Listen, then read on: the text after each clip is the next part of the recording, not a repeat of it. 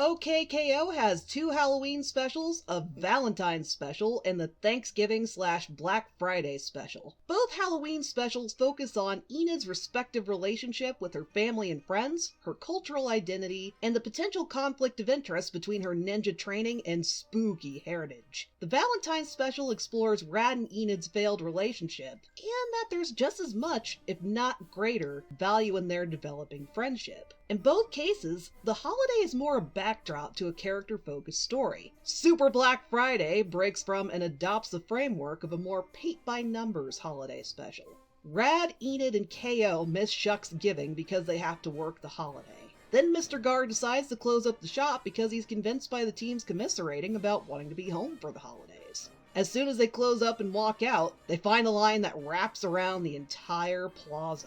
It's cartoon imagery on par with the tents, sleeping bags, and otherwise people bring to camp out and that vie to be the first one at the midnight book drop, our newest game console release.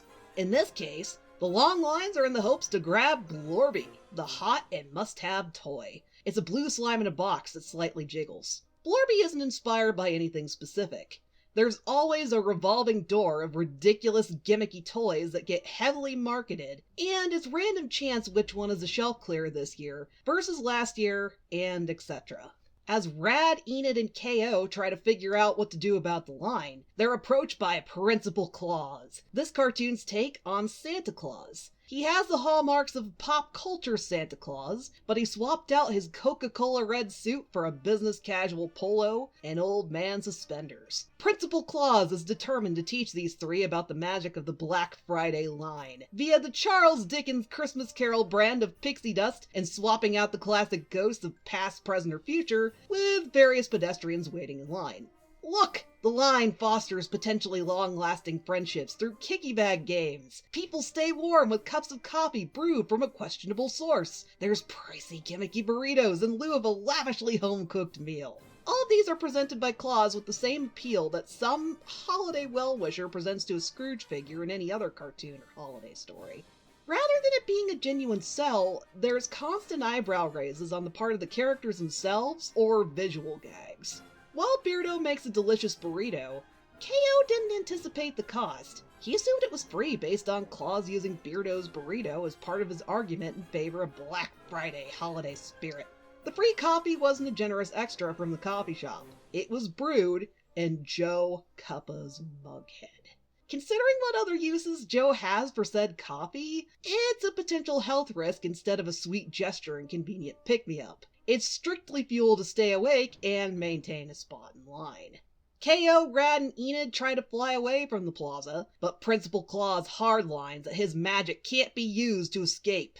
When the ghost keeps Scrooge locked into their demonstrations, the goal is to show him real consequences and make him reconsider his cruel, miserly behavior. Claus's demonstrations are more like the mandatory PowerPoint a tone-deaf CEO presents on company loyalty to a demoralized team after a round of layoffs. Whatever holiday spirit KO, Rad, and Enid express is a hollow echo of Claus as a teacher and authority figure rather than genuine interest.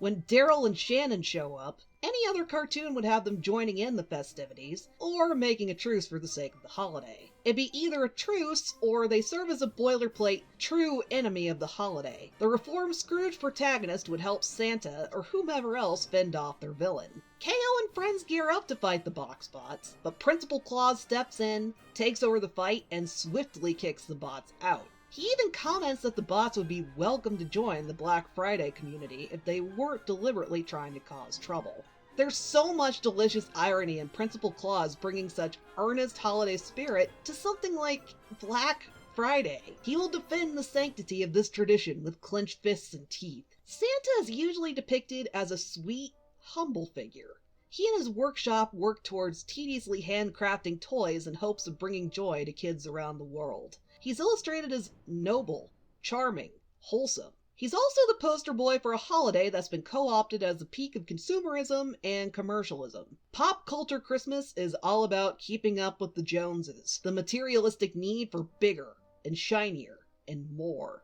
Black Friday is especially notorious as the image for the darker side and consequences of rampant consumerism. People get into frenzies and fistfights over the illusion of a good deal on a deeply discounted flat screen TV. There's no glitter and fuzzy lights like Christmas dresses up with. Christmas at least tries to offset the capitalism with some kind of message about family bonding and giving back. With Black Friday, it's all about steep discounts and one-day-only sales, playing on someone's sense of FOMO.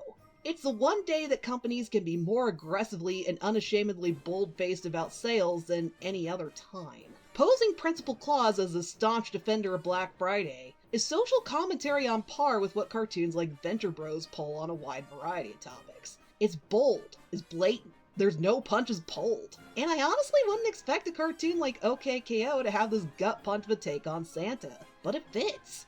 It's a hint at how subversive the writing can get when the team wants to. It's something that can snap between honestly wholesome and surprisingly insightful. Super Black Friday triples down with customers storming the bodega, fighting, trampling people, and ultimately leaving a mess. They're more polite than the real-life equivalent, but the message about the true chaotic nature behind Black Friday is loud and clear. The episode ultimately ends on a sweet note. Mr. Gar decides to close on holidays and switch to a new tradition of sharing pie with Carol and his employees instead. The takeaway is that traditions aren't set in stone. They're made up and can be changed, modified, and updated. The core should be a sweet gesture or practice that brings people together and encourages bonding. While Principal Claus attempts to soapbox about this point, it rings hollow. That's a huge part of why this commentary works so well. Every tradition in the parking lot line immediately falls apart as soon as the bodega doors open. The holiday spirit that other Christmas specials allude to is empty if the holiday sentiments apply strictly to just that holiday and fall apart immediately after. The pie scene is a celebration. It's a true come-together camaraderie moment because it reflects the real time and bond these characters have in daily life. The point is comparing artificial and forced sentiment to something earned and genuine. There's no way to fit Black Friday into the heartfelt mold of other winter holidays. It doesn't fit, and it's absurd to even fake this event fit.